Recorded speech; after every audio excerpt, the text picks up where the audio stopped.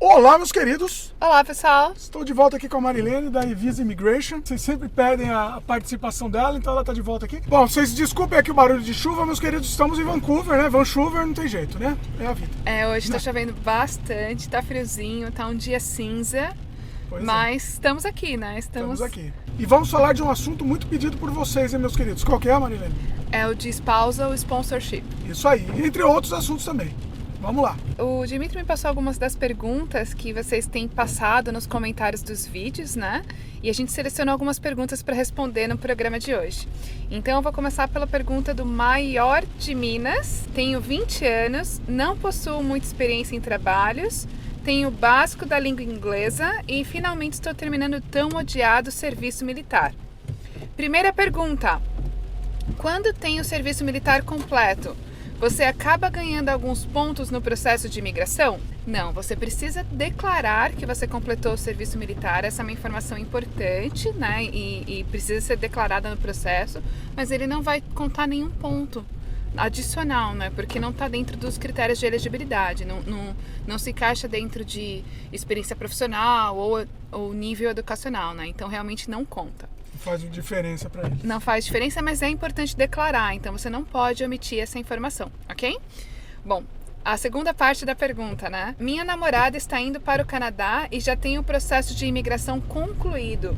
Eu tenho desejo de me juntar a ela em um país digno. Como funcionaria o processo de união estável neste caso? É considerado uma união estável quando vocês moram juntos por um período contínuo de pelo menos um ano, tá? Então, para vocês declararem a união estável, vocês teriam que primeiro ter esse um ano morando juntos para que ela possa ser considerada como união estável para o governo canadense. A segunda opção seria efetuar o casamento formal, né? Que aí não tem esse requerimento. Vocês não precisam esperar um ano morando juntos para vocês poderem declarar a união estável, né? Uma vez que vocês casaram formalmente, já é considerado um casal, e aí ela já pode fazer o processo de sponsorship através do programa de spousal sponsorship, que tem duas opções, né? A primeira opção, que é o spousal sponsorship dentro do Canadá, que a gente chama de Inland Spousal Sponsorship. Nesta opção, vocês precisam estar morando juntos aqui no Canadá. Então você pode vir com visto de turista e depois ir renovando esse visto de turista ou aplicar para o visto de trabalho junto com o processo de imigração enquanto vocês aguardam, ou o processo de spousal sponsorship fora do Canadá. É um processo bem mais rápido, mas não te dá o direito de ter o visto de trabalho enquanto espera pelo processo, mas você pode, se você quiser, vir para o Canadá com um visto de turismo e se juntar à sua esposa enquanto vocês estão aguardando a resposta do processo, tá? É importante dizer que o caso, para que ele tenha maior chances de ser aprovado, a gente precisa provar que é um relacionamento sólido, né? Então, principalmente para casais que acabaram de se casar, né? Que não estão há muito tempo juntos, que não têm filhos. Casar, você diz morar junto, né? Porque se você se casar normalmente no papel, não tem problema. Então, ainda também assim a gente aprovar. precisa, né? Casais que estão juntos há menos de 2 anos, seja numa união estável, seja num casamento e que não tem filhos, é considerada uma relação talvez Falsa. pode ser considerada falsa, na verdade, né? Então o governo pode entender que vocês só se casaram para o benefício da imigração, para que você tivesse a oportunidade de vir para o Canadá. E tem muita fraude, não de brasileiros, mas principalmente de outros países. E por conta disso o governo tem uma preocupação maior para casais que estão há pouco tempo juntos, né? Então hoje existe, para casos em que a pessoa fez o processo e não tinha filhos e estavam juntos há menos de 2 anos, existe uma residência permanente condicional, né? Então, que ao invés de ser válida por 5 anos como é o processo normal, ela é válida apenas por 2 anos. E aí, próximo a esse período de 2 anos, você precisa submeter documentos adicionais comprovando que vocês ainda estão juntos, para que então você receba o visto de residência permanente pelo tempo completo de 5 anos, e aí você não tenha mais nenhuma barreira, né? O que você precisa de documento, assim, adicional, assim, para provar? Tem alguma coisa específica? Geralmente eles vão pedir comprovação de conta em conjunta, de contas que vocês compartilham, né? Então, por exemplo, se vocês moram juntos, a conta de água, por exemplo, tem que estar no nome de um, o cartão de crédito tem que estar no nome de outro, todas as contas têm que estar vindo para o mesmo endereço, né? De preferência um contrato de aluguel que está no nome dos dois, por exemplo, né? Então, há uma série de documentos que a gente pode utilizar para essa comprovação, mas assim, eu diria que os documentos principais, então, é o comprovante, o contrato de aluguel ou o comprovante de financiamento da casa em nome dos dois, né? A joint bank account, que é a conta conjunta no banco, né? Conta de água, conta de telefone, conta de internet, no nome dos dois, vindo para o mesmo endereço, tá? Então, esses seriam os documentos principais. É lógico que a gente pode trabalhar em outros documentos, então, por exemplo, cartas, fotos, cartas de referência de pessoas que conhecem um casal e que atestam para o governo canadense que este é um relacionamento verdadeiro. Então, tem uma série de documentos que a gente pode produzir como prova do relacionamento, né?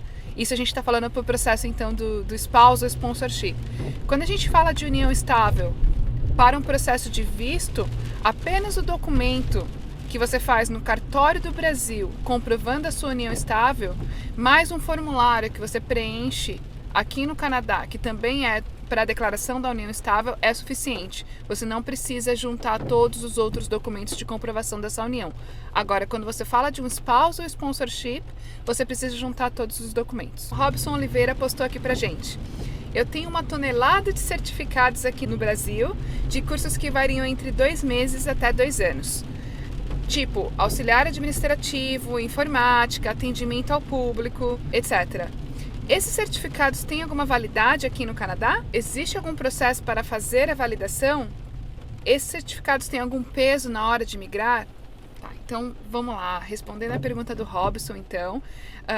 Certificados, de forma geral, eles só vão ser válidos se eles tiverem duração de pelo menos 1 ano e se for numa instituição reconhecida. Se for, por exemplo, num colégio que oferece cursos profissionalizantes, como por exemplo um SENAC, um SENAI, né? Ou uma universidade que oferecem cursos de curta duração. Normalmente escolas muito pequenas não vão ser reconhecidas pelo governo canadense, então para efeitos de imigração eles podem não ter validade, tá? De forma geral tem que ser um curso mesmo de pelo menos 1 ano, que é numa instituição reconhecida, para que então possa somar pontos.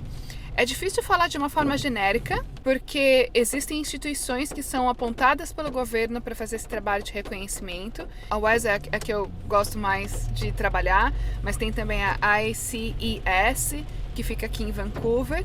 E essas instituições são credenciadas para então avaliar esses certificados e determinar se elas vão ter alguma pontuação ou não.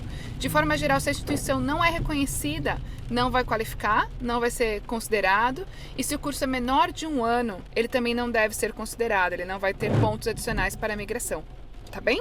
Tem alguma forma da gente saber qual que é, se nosso certificado vale ou não? Tem alguma forma fácil disso ou não? De forma geral, a gente tem que pensar nas instituições que têm autorização do MEC para emitir certificados, né? Então esses são os cursos que normalmente são válidos para gerar pontuação, né? Então, por exemplo, alguns cursos de pequena duração que são muito comuns, né? Então, a gente tem, por exemplo, a Impacta Tecnologia em São Paulo, que era uma escola de cursos e que virou uma faculdade Impacta de Tecnologia, né? Então, os cursos hoje da Faculdade Impacta de Tecnologia, mesmo que seja um curso de 1 ano, eles são reconhecidos, porque ela é uma instituição que é credenciada hoje pelo MEC para fornecer certificados, né? Por exemplo, o SENAC é a mesma coisa, né? Ele migrou de uma empresa só de cursos para ser uma instituição que realmente fornece certificados, diplomas, como uma instituição de ensino de 3º grau, digamos assim. Então, sim, os cursos do SENAC são reconhecidos. O curso do SENAC, ele tem vários cursos, por exemplo, que são menores de 1 ano, né? Neste caso, o curso provavelmente não vai ter peso nenhum para o seu processo de imigração, justamente porque ele não tem pelo menos 1 ano, né? Os pontos geralmente são para cursos de 1 ano ou mais. Entendi. Bacana. Fechei o cruzamento aqui, meus queridos. A gente precisa ver o que a gente vai fazer agora. A gente pode morrer nesse vídeo, nesse momento. A Marilene já é dramática. Resolvido o problema, pronto. Pronto, ufa. Muito bem, meus queridos, ótimas perguntas respondidas aqui. E continuem mandando, que a gente está adicionando ao banco de perguntas. E a Marilene vai voltar aqui para responder, né, Marilene? Volto sim, volto com o maior prazer. Bacana. Fala da Evisa aí pro pessoal. A iVisa Immigration é uma empresa de consultoria de vistos e imigração que está baseada aqui em Vancouver, mas que pode ajudar você em qualquer lugar do Brasil ou do mundo a conseguir o seu visto de estudo e trabalho, ou de turismo, ou o processo de imigração para o Canadá.